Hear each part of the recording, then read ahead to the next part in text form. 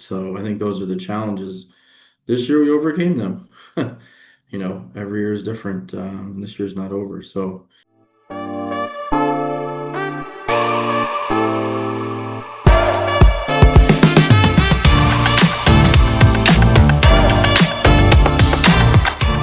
Welcome to our show. Today we have a special guest, Charles Solomon. Charles is the founder and managing partner of Centripetal Advisors. They do fractional CFO work for many different kinds of companies. Charles, why don't you give us a little overview about your company and your role at Centripetal Advisors? yeah, sure. So Centripetal Advisors is a business providing fractional CFO services for enterprise SaaS companies. I would say typically over 1 million in ARR, from which and it can be from bootstrapped or seed all the way to private equity acquisition, Series B, C, late stage growth equity. We can go with companies for quite a range. And Been doing this for 7 years. Been involved in over 100 million of transactions, over 20 transactions in our seat, and almost as many, probably more months closed on the financial side. I always everyone likes to hear about transactions, but we are operationally focused, and yeah, there's a lot of grunt work that goes into being a really good CFO too. Yeah, this is my business. This is my baby. This is my passion, in terms of my role. And today that manifests with me as leading almost all of our engagements still. We have a lot of long-term engagements that I'm working with folks, a couple customers now for almost 4 years. Well, 4-year anniversaries in December and January. And Yeah, but we're building out a team at this point, and we've committed to getting some scale and taking what I've learned and what I've been doing and making that available to a broader base of companies, um, both through personnel and through technology, which is very exciting and a big part about where the business is headed. So when you say you're looking at doing those kinds of things, you're looking at creating standard operating procedures that other employees can follow, that they can do the stuff that you're doing as well? It's a good question. The answer is somewhat. Um, I'll say this about what we do, right? And I think there's a lot of misconceptions about what a fractional CFO is. Like, oh, what are you going to do? Like close my books and send me a spreadsheet? Like we're very hands-on, right? So we're working 8 to 20 hours a week per customer. Um, and that means we're tackling a wide variety of tasks like a normal executive would and should. We always say that in terms of creating value in a fractional role, a lot of folks are not comfortable climbing up what we call like the S curve of commitment to do that. And we think that, the first few hours you put in, all right, you make some impact. But when you start to put in 8, 10, 15 hours, you really climb up there and you get to know the business really well. You understand a lot more than just the numbers. You understand the context and the people, and even industry dynamics. And then you become a lot more dangerous. So um, we're not afraid to do that. We built the model around being very embedded. And so there's only so many SOPs you can create. Yes, I do want to create more SOPs. Yes, we do have someone working on automation to automate them and make them easier to do for people. So no question, there are a lot of table stakes activities that can be done more efficiently, and someone sitting in the seat by themselves without those resources wouldn't be able to do that. Um, but I think for us, it's also a much deeper understanding of legal compliance and certain legal complexities around what it means to be a good CFO and what you have to look out for, understanding what investors look for, understanding investor landscape. It's broadened, it's changed, I think. Understanding debt providers, venture debt providers, bank debt providers, having a network, having relationships, and understanding like cutting edge trends. And, you know, there's only so much SOPing you can do around that. So, is there a bottom of the pyramid workflow that work set of workflows we want to automate and make easy and hand off to the right folks so we can deliver effectively? Sure. is that what's going to help a CEO sit in his chair and decide if he wants to own more of a business that he won't control or less of a business that he will control when he's looking at a private equity transaction? There's no SOP for that, and there's never going to be. So we want to train people to be really, really deep and really broad in their knowledge base, and really thoughtful about how they do this work so that they can have a real serious impact. Yeah, and I noticed on your website that you have your other fractional CFO, Alex. So would you be looking to hire more people that are like Alex that are able to do the fractional CFO work? Yeah, Alex is awesome, first of all. Shout out to Alex Shifters on our team. He's really a wonderful person, an outstanding team member. And we have hired more. I always joke. He used to yell at me too. When we started with us, our website was a lot worse. And I would joke, don't worry, Alex, we'll just tell them we're in finance. We're bad at marketing. He's like, no, that's not how this works. You have to have a nice looking website. So we got better, but apparently it has been kicking my butt enough because we have a couple other team members now. And we are hiring. We do have an open position for a more junior role. And yeah, we're actually looking at acquiring talent in Canada for a variety of reasons on that front. But yes, we have an open position. We've got a lot of demand. We have clients that are going to come on board, and we're trying to make sure we have the capacity or excess capacity to make sure we meet that demand. That's awesome. So what major shifts are you seeing in your industry right now? It's a good question. So in terms of services, right? I think there are a couple of things that I've noticed. I think maybe a couple of years ago, I think the idea of being fractional was very hot. I still think it's a hot concept. It makes sense that there are companies that because they either don't have the scale or are efficient enough, they don't need a full-time person to do a job, but they do need a certain brain orientation, set of experiences, set of skills to handle a part of the work. So why not hire someone part-time? And I think that, you know, that's gotten out there and become very popular. Um, but I also think in some ways it's gotten too much play a bit. As we're speaking with an entrepreneur, I think this was 2 days ago.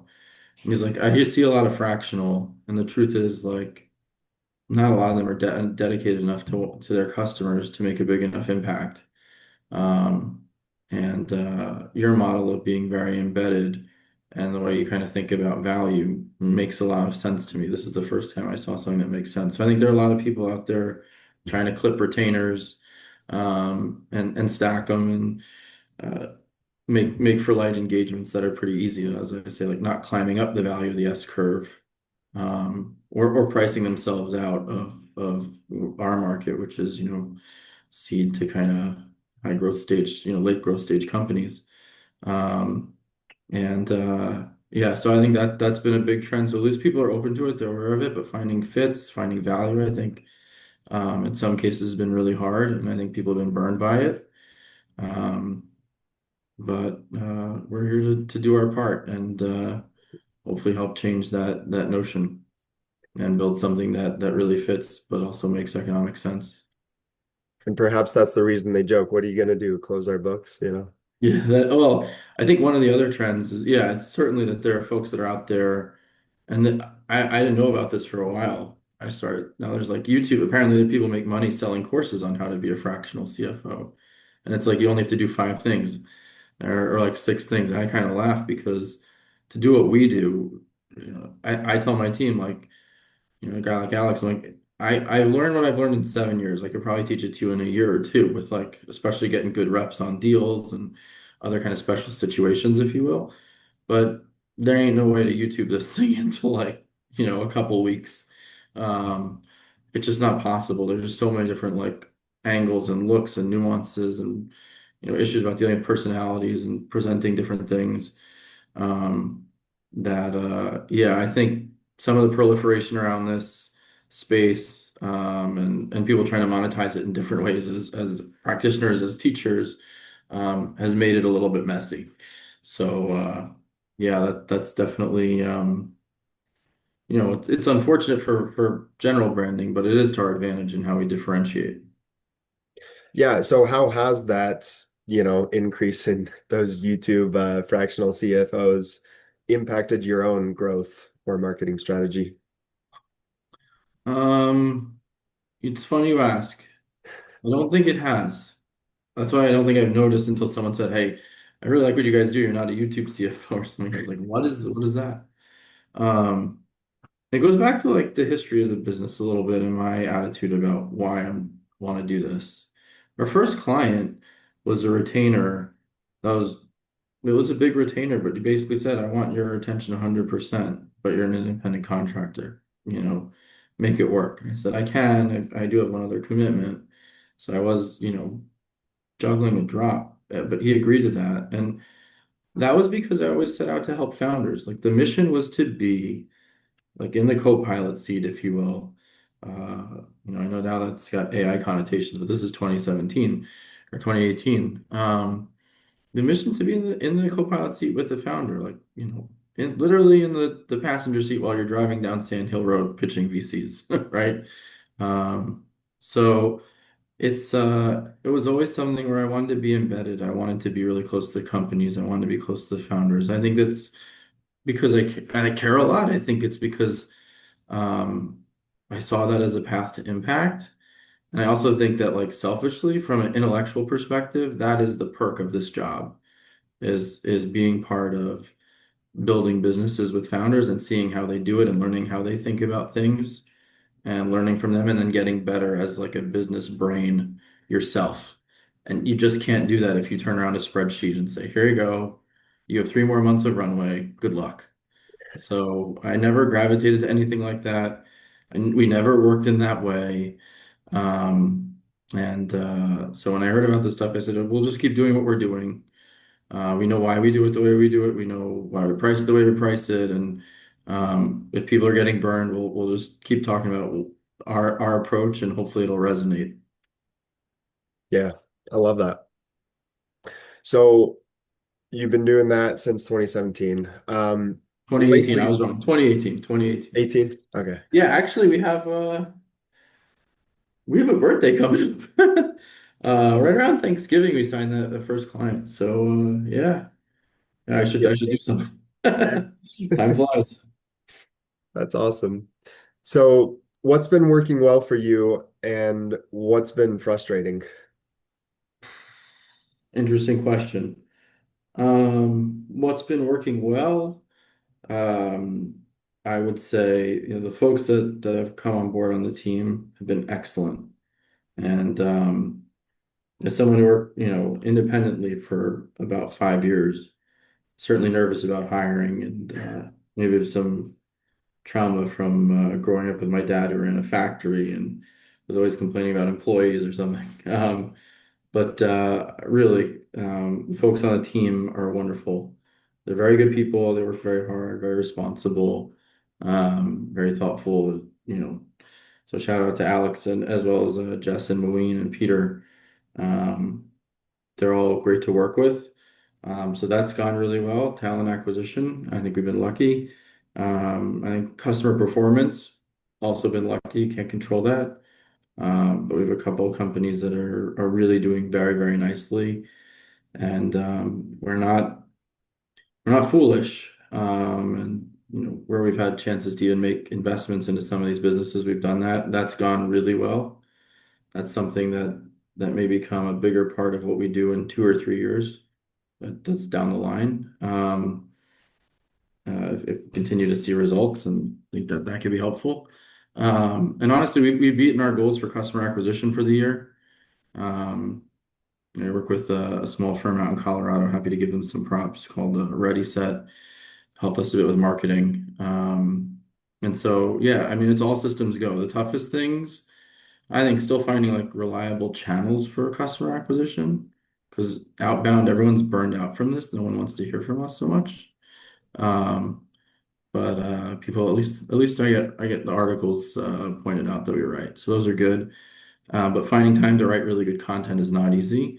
And I would say capacity and skilling up the team is on track. But I really believe that I haven't seen someone say, I'm ready to do this job. You probably have, if you were a VP finance from a seed to like a growth stage company, then that'd be great. But usually even those folks come on like Series A or Series B, right? So there's some early nitty gritty stuff they may not be doing as much. And I've committed to training our folks that are part of the team. So training them up has taken a while for like, being able to have them be comfortable leading engagements and really running as that in that CFO seat. That's our biggest gap. And I think, there's no easy lever for customer acquisition. A lot of it does come from referrals, and that comes from being present in the market online and physically in some instances. You know, so I think those are the challenges. This year we overcame them. Every year is different. This year's not over, so we got to stay ahead of it. And I love talking about AI tools. Have there been any AI tools that you've implemented that have helped with those things or that have helped solve those challenges? Yeah, it's a good question. So we have it's true that we have a centripetal bot that's supposed to help me write content.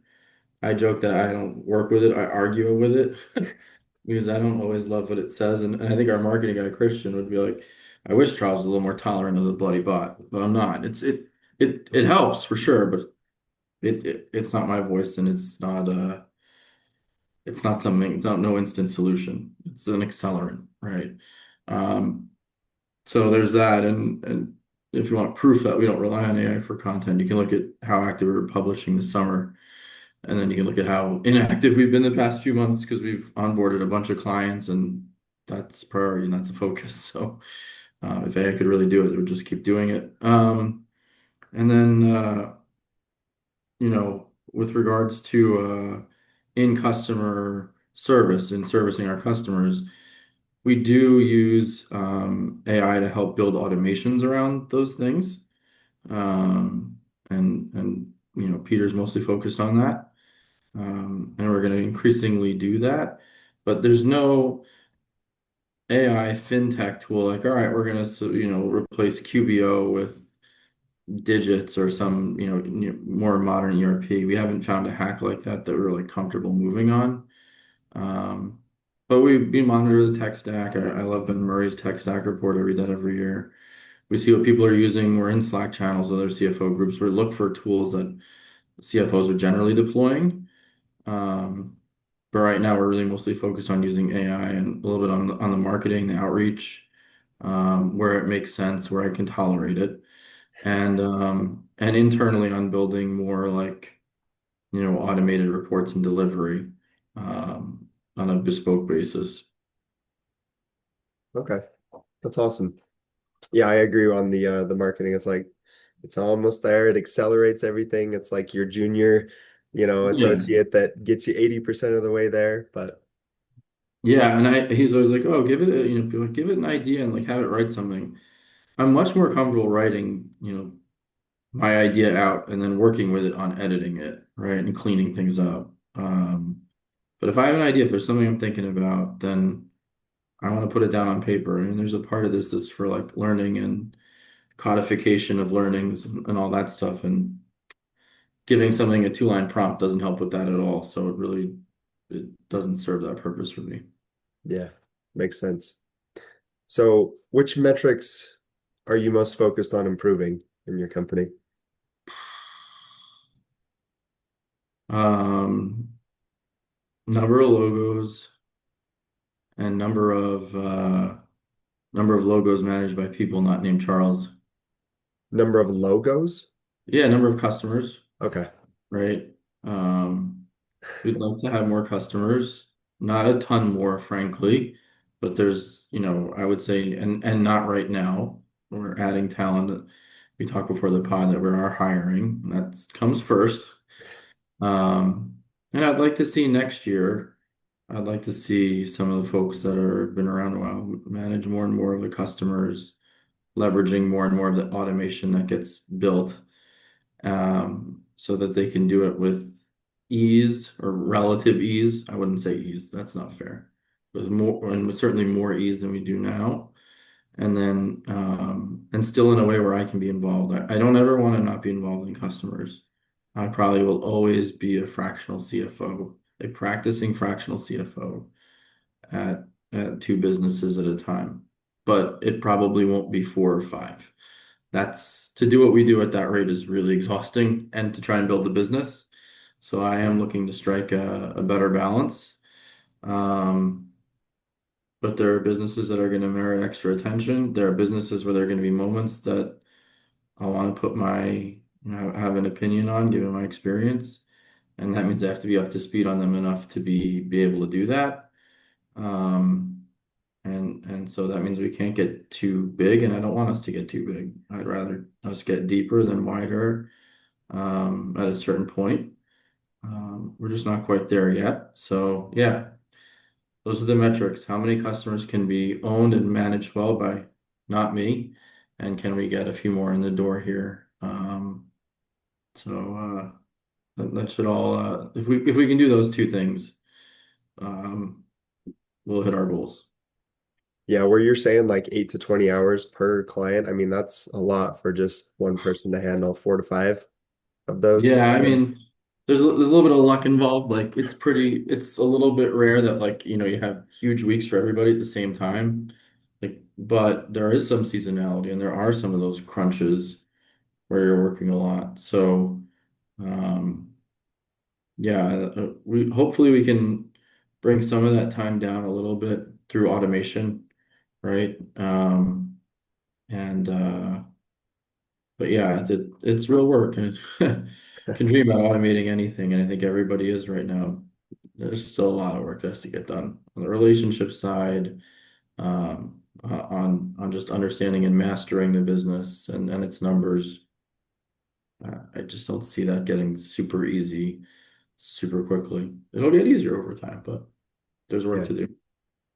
So you mentioned a little bit towards the future, but where do you want to be 6 to 12 months from now? Yeah, started sketching this out a little bit. Right now, I've got about six customers overall.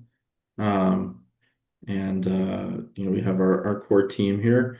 I'd like to see us in at the end of next year. I'd like to see us at 10 customers, and I'd like to see the team grow between now and then by probably two seats.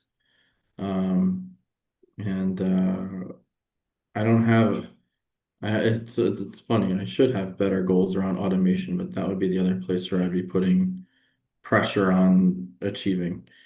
Um, I really don't want to incentivize the team ever to have like less hours per account, but I think that as we bring on some junior folks, if they can handle a large volume of the basics, because the automation is there and because they're conscientious and hardworking, and that makes it easier for the person in that what we call that first chair that was working with the client. When that person has got to go run and do everything and be everything all at once, it's much harder. So want to build this thing bottoms up a little bit now that we have like a core team in place. And if we're doing that well, then then we'll have something, I think. Yeah, I love it. Like your analogy before, you gotta, have one person in the pilot seat and another in the co-pilot seat, kind of assisting each other, right? Yeah, and we talk about that like a chair one and chair two, and to the extent that the chair two has to do a lot of the work, and chair one has to make sure the engagement goes really well and be able to do any work required whatsoever, right? That's certainly not an ivory tower role. Since I've been the chair one and the chair two for most of the engagements in our history. Um, but the extent you make the chair two work easier, that's really powerful. And that's what we're after. Yeah. So you got a lot of work ahead of you. You're, working on stabilizing the team. Goal is to have, 4 new clients by, 6 to 12 months from now. So if you had a magic wand to fix just one thing that's holding your business back or slowing you down, what would that one thing be? I mean, I think, if you told me that like I could acquire uh perfect talent, that would probably be very powerful for what we do. Um, I would think whether that means or like, perfect execution either through talent or automation. And yeah, if I could snap my fingers and acquire a good customer, that would also be really nice. I think either works. You could build it like, hey, we can execute so well and create a value prop that's just undeniably good and acquire the customers with a little bit of work and effort. You can also acquire customers and use the revenue to attract the right talent and build for them. So, the either magic wand would work or whatever. But yeah, I guess the only other thing that's interesting for our business, given we're getting good demand and we have good people, just getting them reps and some of that's only something seems like time can solve. But perhaps I need to create one of those YouTube CFO schools, but make it be like a 6 months of pain so you actually really learn something and you can actually come out the other side and do a lot of damage. No pain, no gain, right? That's right. That's right. There's certainly an element of that. Yeah. Well, I love it. There's certainly a lot of opportunities out there for sure. Like you mentioned at the beginning, though, finding the right ones that align with what you're doing, that's the hard part, right? But when they see what you're doing, how you're doing it, it seems evident that, it's a no-brainer when they partner with you. Yeah, I think at the right scale, it can become a no-brainer. The tricky thing about letting someone see your numbers is they see everything. And so it takes a lot of trust. And that means that a lot of businesses went through referral, right? I'm not going to necessarily trust a LinkedIn message that you can do these things. Um, but yeah, that's what we're trying to earn over time. And we're happy to take our time and do it. We're lucky we're not backed by VCs. We don't have to be a trillion-dollar company. We don't have to acquire customers like crazy and then scramble to do whatever we have to retain them. We can move at our own pace. Um, but yeah, hopefully the reputation we build will precede us in the future and will help smooth things out. Yeah, I love it. Well, thanks, Charles, for all of this wonderful insight into your company. So, if anyone out there is listening and they want to get a hold of you to become one of your new clients or to learn more about this, what would be the best way for them to do that? You can DM me on LinkedIn or email me first name Charles at centripetaladvisors.com. And yeah, I'm happy to respond. Mention you heard the podcast with Jarrett, or right in the subject of the podcast with Jarrett question, and yeah, that'll help too. Yeah, get right to the top of the inbox, right? That's it. That's it. VIP. Yeah, that's awesome. Well, thanks again, Charles. And for any of our listeners, don't forget to like and subscribe. Thanks. Thank you, man.